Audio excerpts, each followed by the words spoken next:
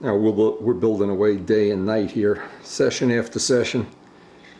Working after Karen goes to bed, getting up early because we're psyched about getting this fuselage framed up. And here's one of the secrets. Get up early, pour yourself a good cup of coffee, and when you put the coffee in, instead of putting one thing of coffee, put two. And I guarantee you'll be down the shop a lot earlier in the morning than if you don't. That is a good tip, by the way. And it really is a lot of fun. We're going to be, we got a little bit of time. We can do some building here before the kids start rolling in. We've been tormenting our squirrels by taping corn to the railing. I'm not sure that's fair. But we always enjoy this time of year. Karen goes crazy decorating the whole house. And we really do enjoy it. We're glad we can share it with you. But on a cool fall day when the trees are already losing all their leaves, there's nothing better than having that coffee and getting down to the shop. Now the next step on this whole build is going to be, this is the spine we made from the pattern. We know we have a pretty accurate center line. We've got the center line on both sides. The next thing is to get a really accurate, nice, tight fit in here without a lot of glue, big globbies of glue and the Niagara Falls of glue.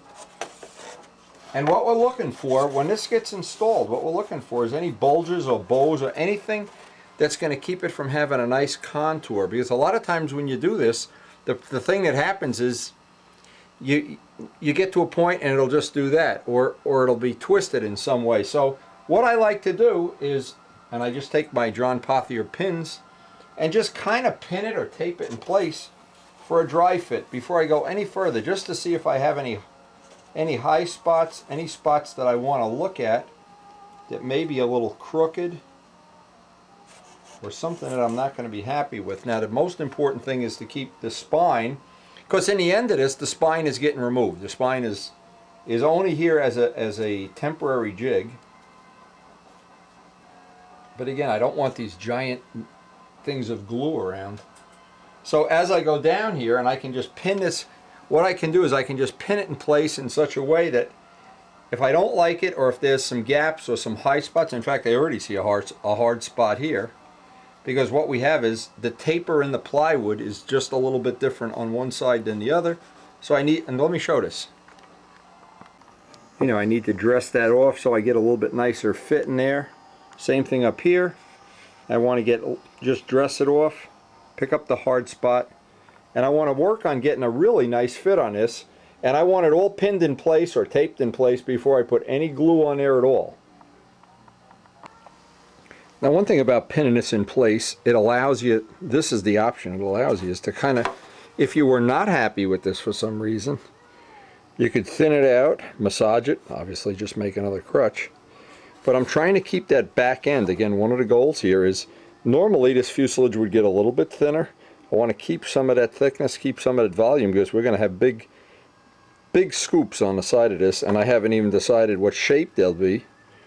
I'm waiting for some inspiration. I may have to go down to the Lamborghini dealer here, or the Ferrari dealer or something. I keep looking at those vets on the way to the flying field, but again, now I'm at the point where I'm kind of happy with this, and now it's time to just tack glue it in place. Now a couple little tricks that'll be helpful in getting this installed. The last time I worked on the spine, I dressed off this edge and left the sawdust on so that the glue would tend to kick off. Now what I'm going to try to do is just put the slightest little tack, and I mean a drop, in between the pins, rather than a permanent glue seam. And this will just tack. I'm going to work my way down. I want that to be perfectly flat, or as flat as possible. Now you might be thinking, why not just run some glue down there? Well, I want to take the pins out and see that nothing shifts or moves. And there's always a little case to be made for dry fitting stuff. Fit it, look at it, make sure you're happy with it, because once you glue this, if we have to cut this apart now, any major change we have to make to this, it's going to be frustrating, that's for sure. And just by, this is just like riveting it in place. And if I see it's low or high, in fact here it's a little low, I want it to be perfectly even.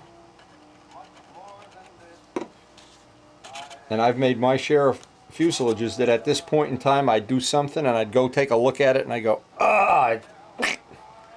Or you go line it up on a flat table and one side's a 1/16 of an inch higher or lower. Or probably a very underrated thing of how to make a straight fuselage. And I'm probably one of the ones that had it underrated for many years.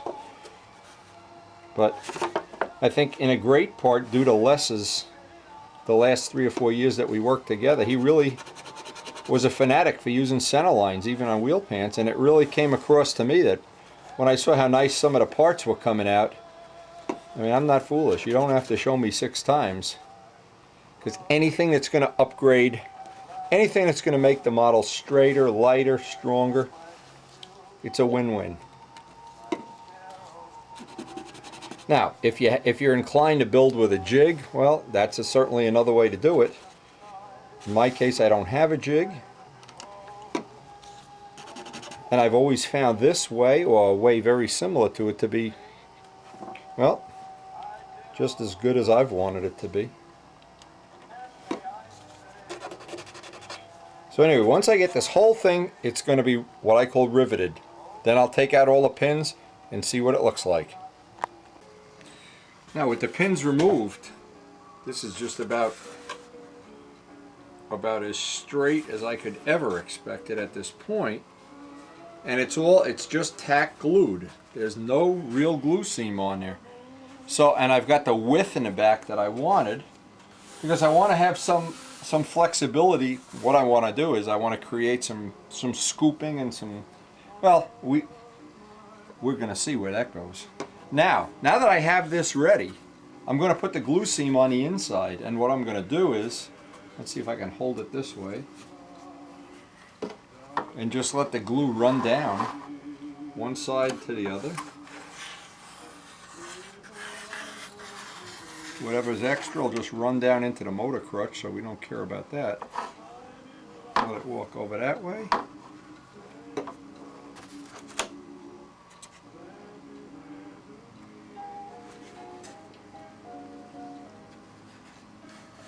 And then I want to dress this off on my flat table, and that was one of the reasons I wanted to have the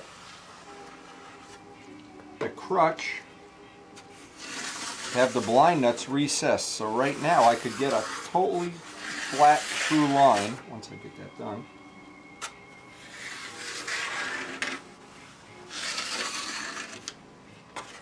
And what I'll do is the same thing to the top, even though I don't really have to, that bottom, because this piece is really going to get cut out at the end of it. But that is nice and true. That worked out pretty well.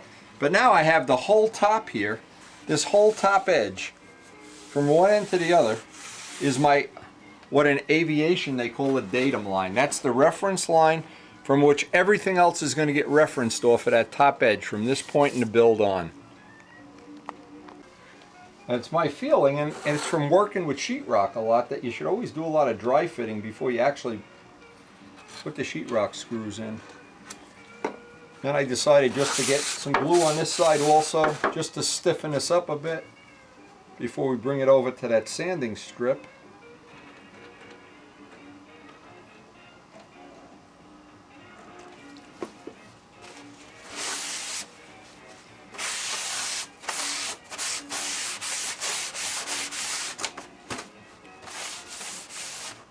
And I kind of like the idea that I don't really have a total vision of this fuselage yet. But if I made this back real skinny and then I go to put recessed cuts in it, I don't know. So I'm trying to build as much strength as I can in the area that won't have the scoops. But once we figure that out, and maybe I'll just, you know, I was by the airport the other day and a Lamborghini was going by in the opposite direction. I saw those side scoops and I just said, oh! But now how do you incorporate that in? That was one of my little things I thought about, but how do you actually incorporate it in? That's going to be the challenge when we get to doing that part of the job. And this is where having this sticky back paper and a totally flat, I can make sure the datum line is right on the money.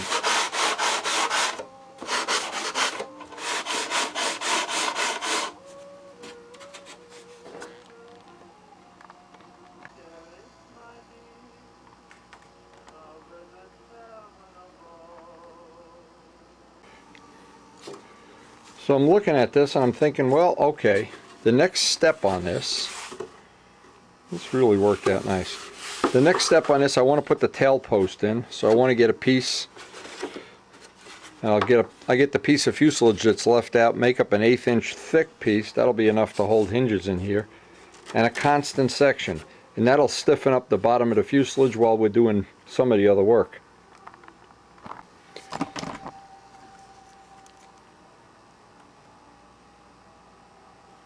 And the reason I want to do this is I want to make sure this is perfectly straight. I don't want this canted in or canted out. So I don't want to have a piece that has a taper in it. Whenever you want to make a part parallel, needless to say, a stripper is a good way to do it. I'll cut a little extra piece because I want to make a pattern of the thickness. Now in the final part, this is going to have a little bit of an angle on it. And I want to always connect the corners, of course, so by putting that little bevel on there, would set this up hopefully. And I'd like it to be a press fit if possible. Again, if this former got glued in, let's just make a pretend up. If this former got glued in on an angle, well, you're just creating a warp. Now, I had planned on having, one of the design features of this plane, I had planned on having a relatively thick, because I need a big rudder. See, for the 90 ship, I'm going to need a little bit bigger than normal rudder, and I wanted it to be thicker, possibly built up. I don't know yet. When we get to that point, we'll come to that decision. And I had made this a little longer than it had to be, just for that reason, by a 1/4 of an inch or so. But I do want to have this to act as a reinforcement. Once that's glued in, that's going to lock us in, and we'll be able to do other work on the back of the fuselage conveniently. What we want to do is just tack this on ever so gently, maybe just in the corners, and then double check that we've got everything as straight as possible. I don't want to break the whole part out again. Here we go, just sticking it just a little bit. Just a little glue tack on that. And we'll check and see if we have everything nice and straight once that kicks off. And once we know that's exactly where we want it,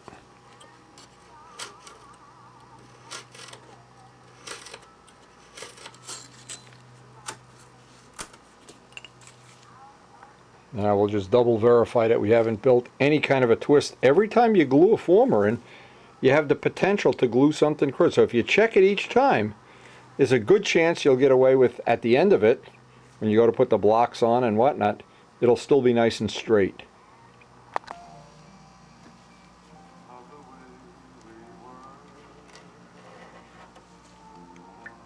What happens, it's the same thing as putting those bricks, get that first row down nice and straight.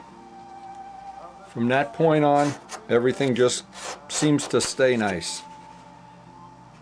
Now we've kind of locked this in. From this point on, we hope we're not going to, and every time we put another piece in, we're going to check it, but I want to constantly monitor this. Once it's got formers in it, you're kind of safe, but right now we're still vulnerable. If I were to put this somewhere where it's totally damp, if we had, at the old shop, we had water on the floor, and I was to put this on a table and walk away for a week, I'd come back and it'd be a pretzel. Luckily down here we don't have a real moisture issue, so to our advantage. Now what I wanted to do is I wanted to trace out the final top view for whatever this is going to be worth. I'm not sure what it's going to be worth somewhere down the road.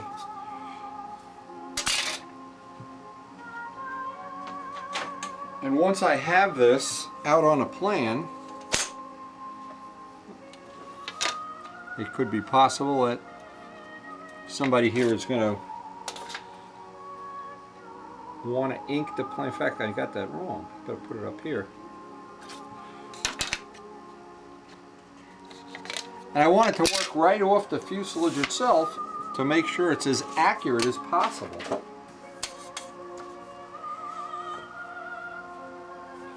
Because a lot of these things, you know, they get massaged and then I forget to alter things. Well, I could put the spinner on it at the very end. This would certainly be worth having if we can get Elliot or somebody to make an accurate set of plans at some future time. And what happens, this is just now going to get, this is up in the front.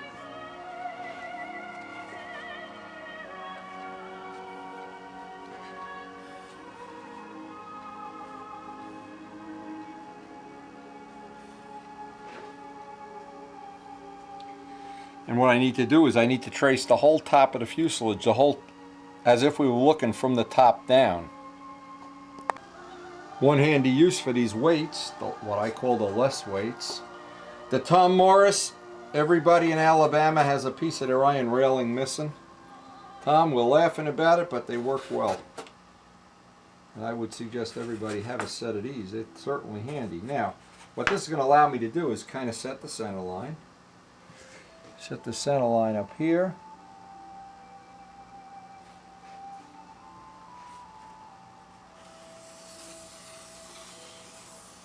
And this gives me the actual top view of the plane.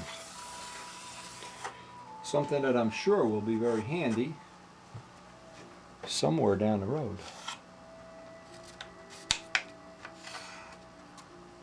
And sometimes you do these little things and you think, oh man, I just wait, I could have had a half an hour, I could have done something else, I could have had 3 more cups of coffee or something. But you know what?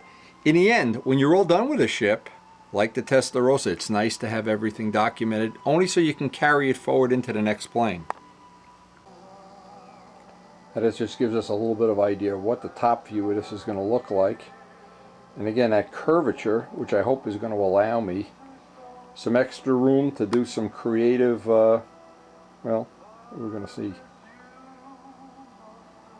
But if nothing else, I know there's nothing negative will happen by having the back of the fuselage a little bit thicker than normal.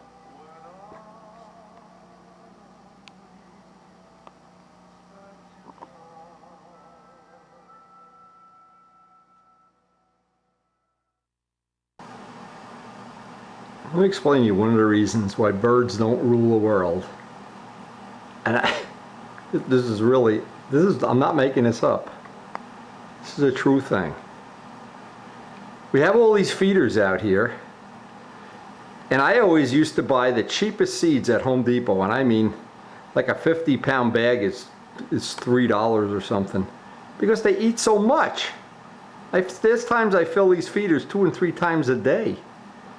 Well, Karen decides she's going to go, we're at Lowe's, and she's going to buy these gourmet seeds, $19 for 20 pounds. Gourmet seeds. So it's going to attract more birds. Well, you know what? Here's what happened. We got exactly the same birds. Oh, look at them, they're not even friendly today. They're fighting over these gourmet seeds. We finally got some of the birds trained to go inside the ball feeder. But you know what? It's not like 4 to 6 pound balsa wood. They don't know the difference. It's unbelievable. $19 here. And it's exactly the same. I've got exactly the same collection of birds, my woodpecker, and some of them are in and some of them are out. And they're wiping out the feeder at exactly the same rate. They're just not gourmet birds. It's as simple as that. Just not sure if they're as smart as I think they are. Or maybe I'm the bird brain for feeding them in the first place.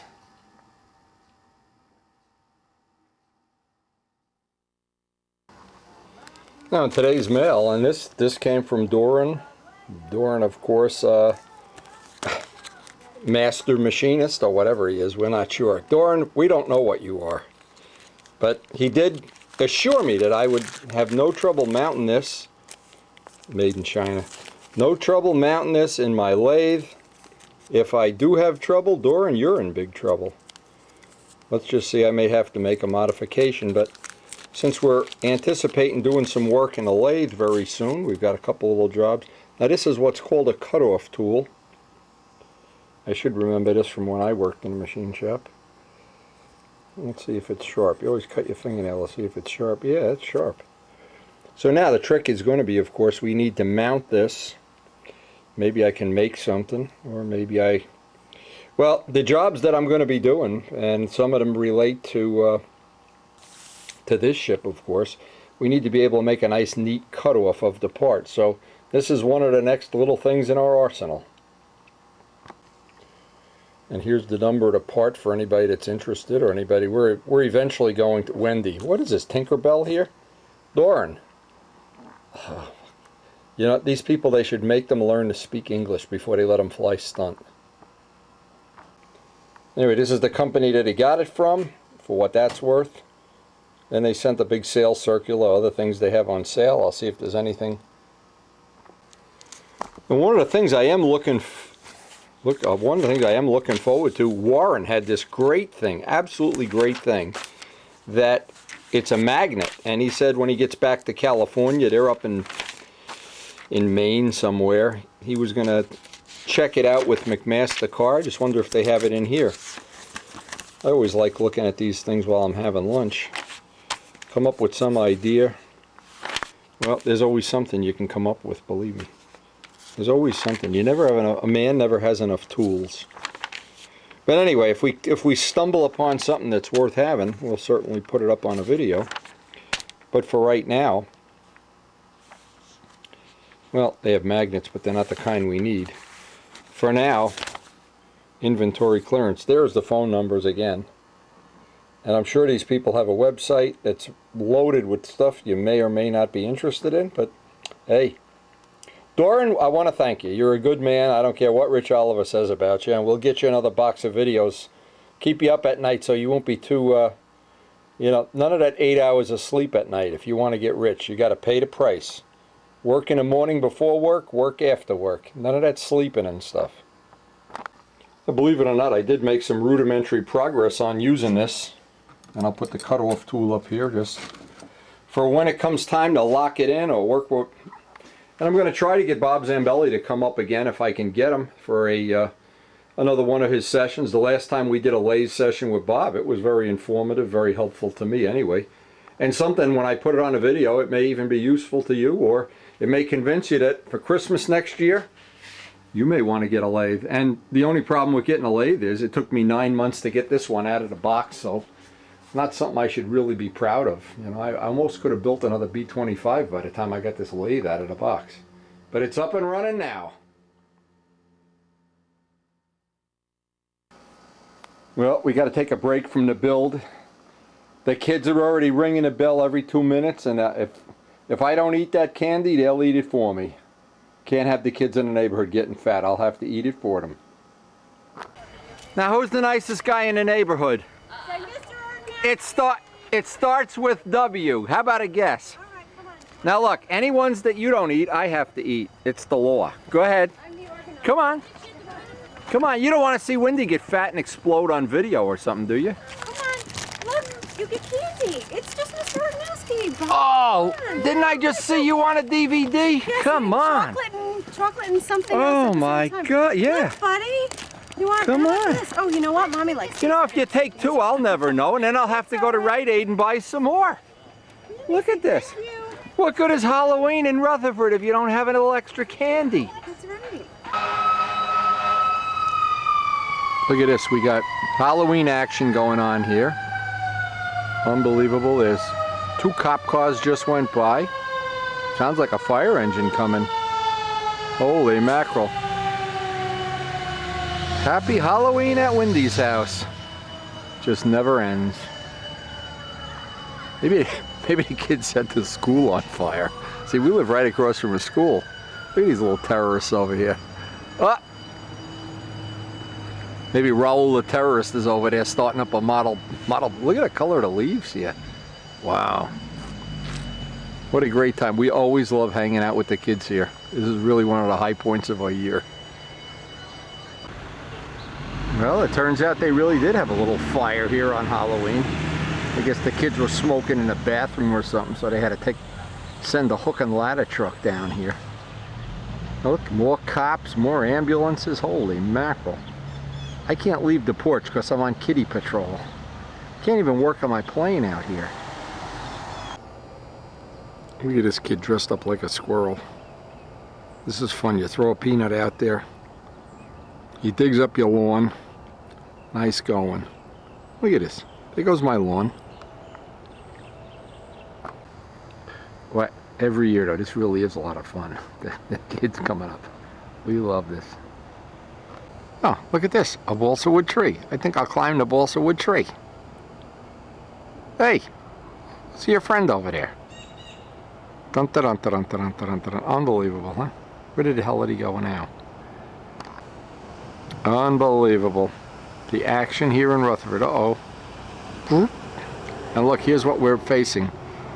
Very soon, every day at the end of the day, we'll be raking leaves.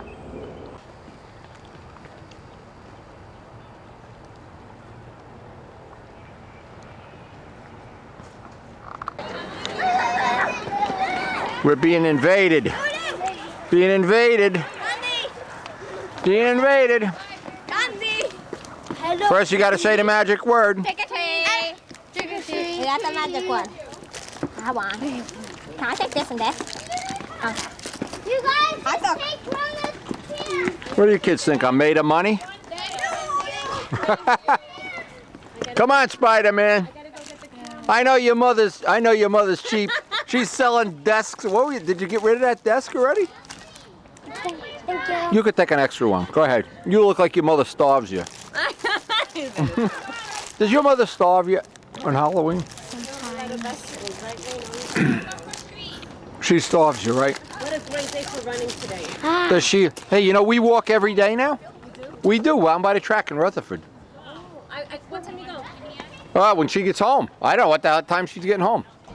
Lucky Karen. I get candy patrol while she's out all day. Seriously, we're being invaded by the body snatchers here. Now this is a little over the top. I don't know. This has to be. Look at this kid. He's driving a fire engine. He's getting free candy. Check this. This must be his parents. Oh man, when I have a grandchild, he's gonna be driving around his own private fire truck. He should have seen the real fire trucks that were here about a half an hour ago. Look at this. This thing must be battery powered.